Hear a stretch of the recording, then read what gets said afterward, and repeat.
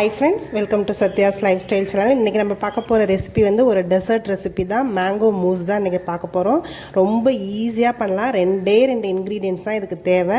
ஈஸியா ப்ரிப்பேர் பண்ணலாம். இது எப்படி பண்ணலாம்ன்றதை பார்க்கலாம். இந்த மேங்கோ சீசன்ல இதை நம்ம தாராளமாக ட்ரை பண்ணலாம். சின்ன பசங்கலேருந்து பெரியவங்க வரைக்கும் எல்லாருக்குமே இது ரொம்ப பிடிக்கும்.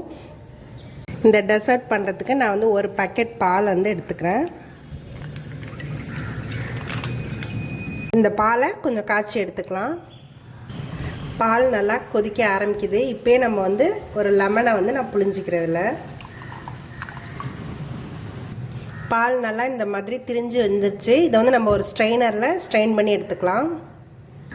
இந்த மாதிரி ஸ்ட்ரெயின் பண்ணி வந்து அந்த திரிஞ்ச பாலை மிக்சியில் சேர்த்துக்கிறேன். இது கூடவே மாம்பழம் இந்த மாதிரி பீஸஸாக கட் பண்ணி வச்சுருக்கேன். இதை அப்படியே இதில் ஆட் பண்ணிக்கிறேன். நான் வந்து ஒரு மாம்பழம் எடுத்திருக்கேன். ஒரு மாம்பழம் நான் கட் பண்ணி சேர்த்துருக்கேன். இது கூட நான் கொஞ்சமாக ஹனி சேர்த்துக்கிறேன். நீங்கள் வேணால் வெள்ளை சக்கரை கூட சேர்த்துக்கலாம், இல்லை ஹனிக்கு எதுவுமே சேர்க்காம கூட அப்படியே நம்ம மிக்சியில் அடித்து எடுத்துக்கலாம். மிக்சியில் இந்த மாதிரி நம்ம அரைச்சி எடுத்தாச்சு. இதை வந்து இந்த பவுலில் நம்ம இப்போ ட்ரான்ஸ்ஃபர் பண்ணிக்கலாம்.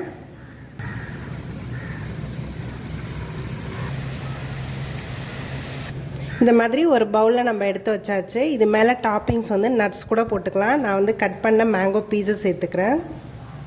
இது மேலே நான் மேங்கோ பீசஸ் போட்டிருக்கேன். நீங்கள் வந்து நட்ஸ், பாதாம், பிஸ்தா எது வேணாலும் சேர்த்துக்கலாம். டேஸ்ட் நல்லா சூப்பராக இருக்கும்.